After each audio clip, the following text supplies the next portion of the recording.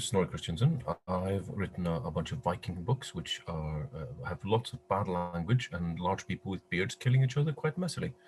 Um, Alistair asked me to write, give him a bit of a story, and I picked the newest two books of mine, Kin and Counsel, which feature a Viking lady detective, Helga Finnsdottir.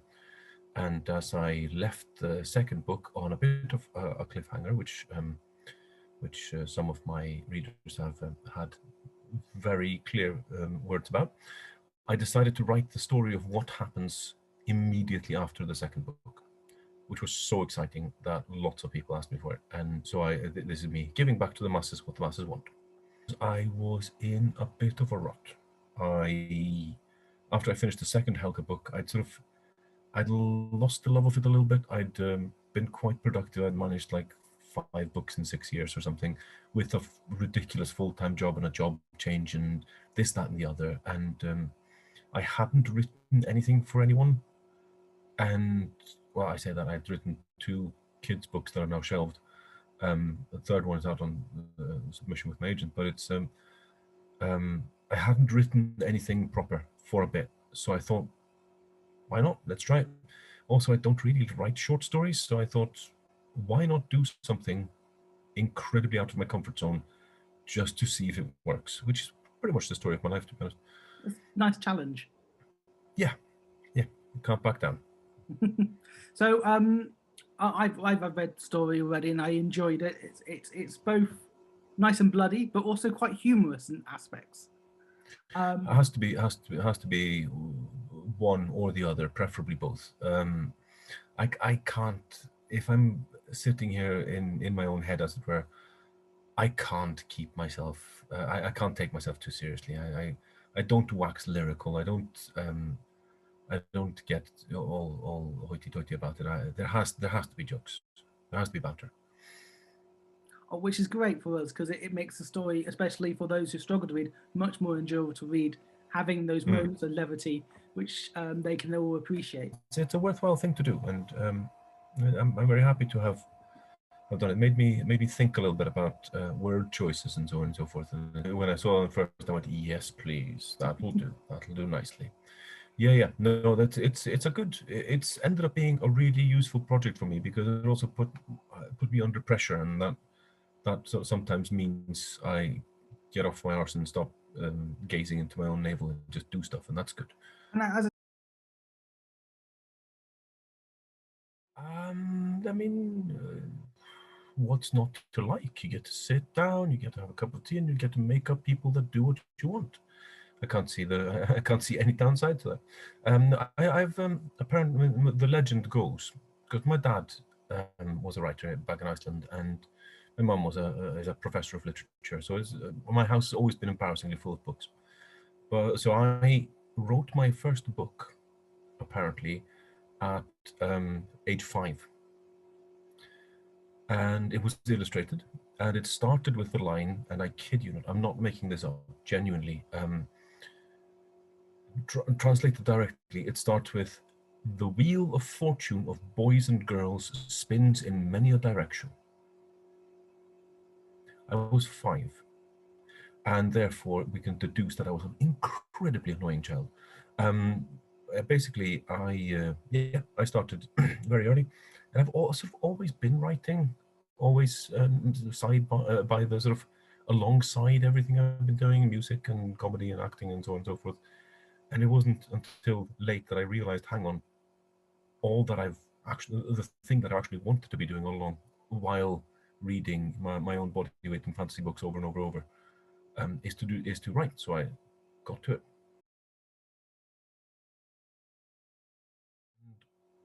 Biggest loves were Douglas Adams and Terry Pratchett, obviously, because I am a human. I think further down the line, when you're a man of a certain age, you hit all the sort of all the milestones one expects.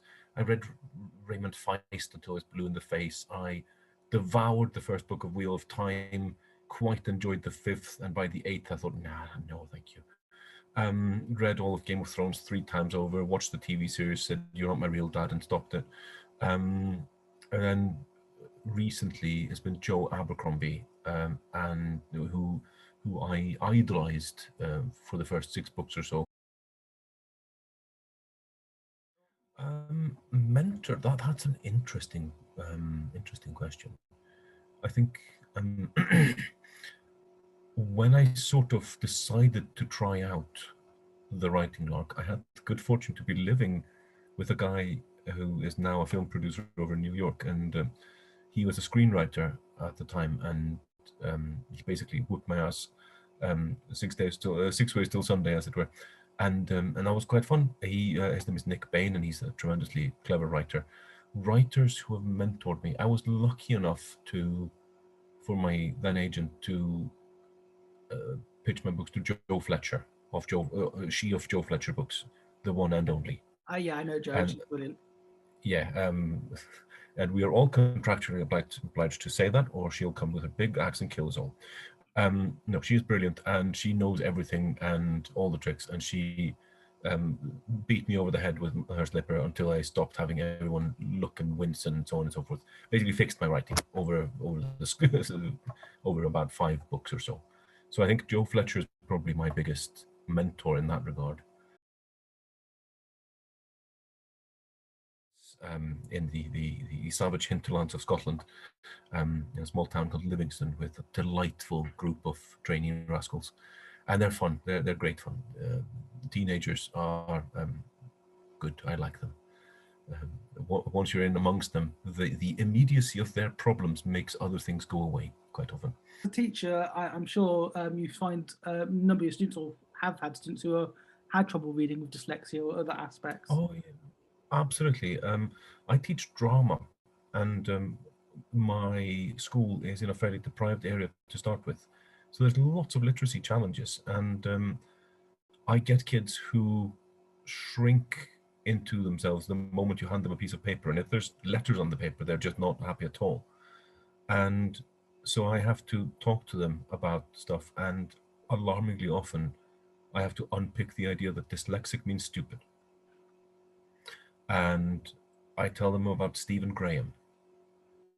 Stephen Graham being one of Britain's best and deservedly most famous actors, a man who's legit a millionaire for his writing, for his acting. He is so dyslexic that his wife has to read the script out loud to him when he gets sent the project. And that hinders him absolutely not one jot. He has been dealt a hand, he's learned to work with it, and he's produced some stunning work.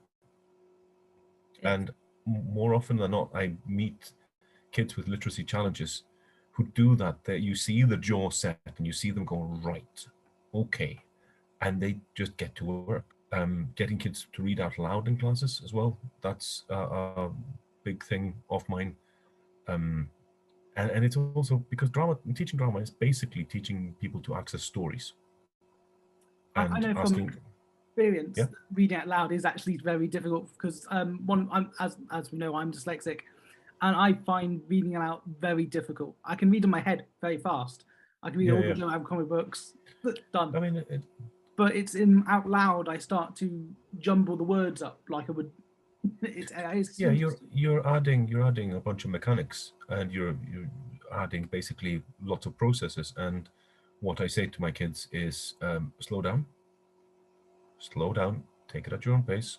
I talk to them about building confidence one brick at a time, and if anyone gets the bright idea to make fun of anyone for getting a word wrong, I skin them and wear their skin as a hat. I like that image. Nobody has tested me on that yet. Well, the hope for this project, and with you being part of it, is that we start to give people confidence. And as you talked about, confidence is really important when it comes to dyslexia.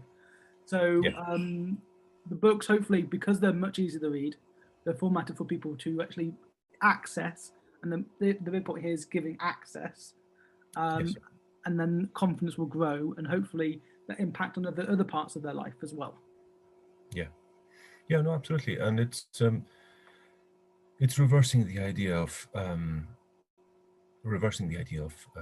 there being something wrong with dyslexia. It's just a difference. It's a variant. It's a different kind of thing, and it's reversing the idea that, I mean, I've met a bunch of kids who can read perfectly and have no idea what they're saying. So it's, you know, it's no indicator of intelligence. It's just an indicator of whether that particular cog connected to that spoke and that wheel in your brain works to facilitate that bit. But, you know, it's a worthwhile thing to do, and it's a sort of, the confidence chat is an interesting one. One of the great philosophers of our times, Arsene Wenger, former Arsenal manager, said confidence is hard to build and easy to lose. And that's a good bit of a packed lunch to go into life with.